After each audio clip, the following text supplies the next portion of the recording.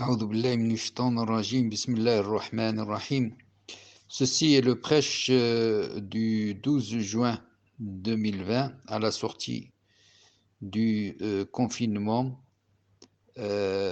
prêche de la mosquée d'Ambilly. Le thème de ce discours est la deuxième partie de suivre l'exemple du prophète sallallahu alayhi wa sallam.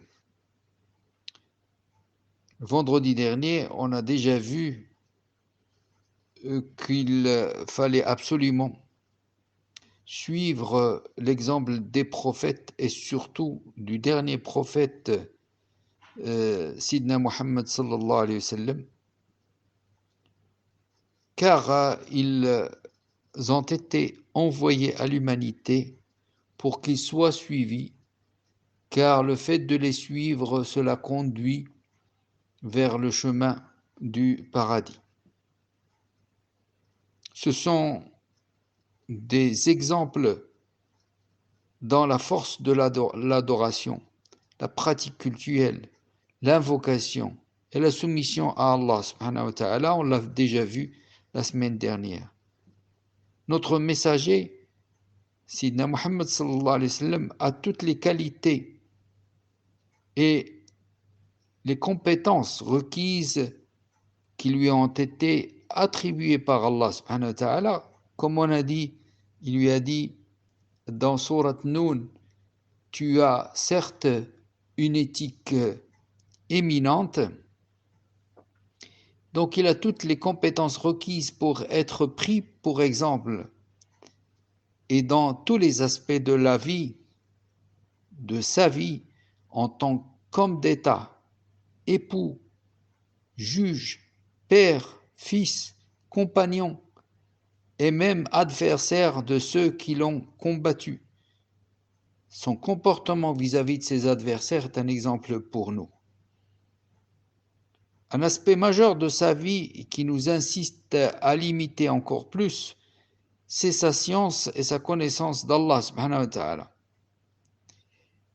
Sidna Muhammad sallallahu alayhi wa sallam dit dans un hadith, « Je suis d'entre vous le plus connaisseur d'Allah et le plus pieux pour lui. » Cette connaissance se traduit dans sa vie pratique par une grande confiance en Allah, une certitude dans l'accomplissement de ce qu'il lui a promis, une sérénité et une paix intérieure vis-à-vis des incidents de la vie.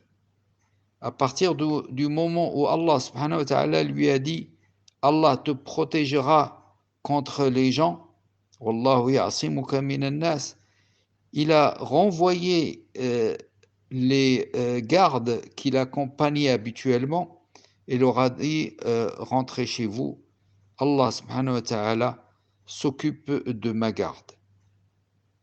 Nous devons donc suivre les traces du prophète sallallahu alayhi wa sallam dans la connaissance d'Allah, de ses attributs, de ses noms, de ce qu'il aime, de ce qu'il déteste, subhanahu wa ta'ala, l'immensité de sa miséricorde, de son pardon, puis aussi étudier la vie de notre prophète sallallahu alayhi wa sallam avec le plus de détails possible, car c'est comme cela que nous pourrons le prendre comme exemple.